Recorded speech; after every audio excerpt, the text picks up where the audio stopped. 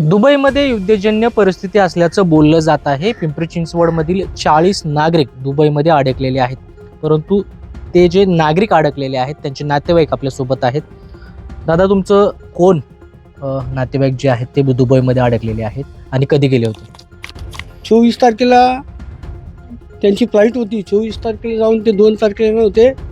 माझ्या सख्या बहिणी, माझ्या सख्या 3 बहिणी, माझे दुसरी मंडळी, अशी 40 लोक पिंपरी चिंचवडमधील त्या ठिकाणी अडकलेले आहेत. आमचं कॉन्टॅक्ट होतं आहे.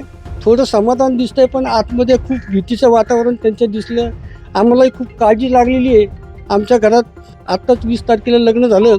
आमची मुलगी, आमचे जावईबापू पण खूप त्यांना काळजी करतात. त्यांना खूप टेन्शन आलेलं आहे की माझी माणसं माझ्या घरी कधी येतील, अशी खूप टेन्शनमध्ये आम्ही आहोत.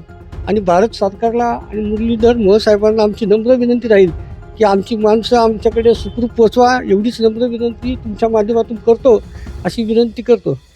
तुमचं काही बोलणं झालंय का तिकडच्या नाते? हो, सकाळीच ॲक्च्युली फोन झाले त्यांच्यासोबत आमचे. आणि म्हणजे परिस्थिती इतकी बिकट आहे की ते ॲक्च्युली खूप टेन्शनमध्ये आहेत. आता आम्ही इकडे सगळे एकमेकांना सोबत आहोत, पण त्यांचं तिकडं अशी परिस्थिती झाली आहे की अक्षरशः सकाळी फोन ज्यावेळेस झाला त्यावेळेस रडत होत्या त्या. आणि किती नाही म्हटलं तर एकमेकांना आधार देणं आत्ता सध्या तेवढंच काम आमच्याकडे आहे की बाबा चला, त्यांना आम्ही पॅनिक आहोत, बट तेही आमच्यापेक्षा जास्त पॅनिक आहेत.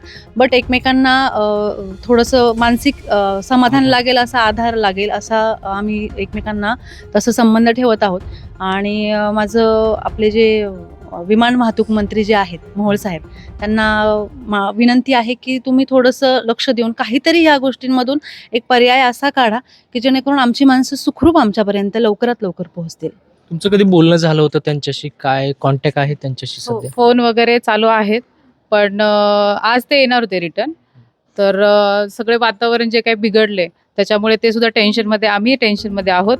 तर माझी केंद्र सरकार, राज्य सरकारला ही विनंती आहे की त्या सर्वांना सुखरूप लवकरात लवकर आणण्याचा प्रयत्न त्यांनी करावा. आमच्या टोटल म्हणजे घरातले 13 आणि पिंपरी चिंचवडमधले 40 असे लोक अडकलेले आहेत. तर सर्वांना सुखरूप आणावं ही विनंती आहे. व्हिडिओ कॉल वगैरे केला होता किंवा तिथले व्हिडिओ पाठवले होते? हो, व्हिडिओ पाठवलेले, पण सध्या सगळ्याच टेन्शनमध्ये असल्यामुळे जास्त काही बोलणं होत नाही, कॉलही जास्त कनेक्ट होत नाहीये. थोडाफार जो काही कॉन्टॅक्ट होतो त्याच्यामध्ये ते घाबरलेले सगळे दिसतात.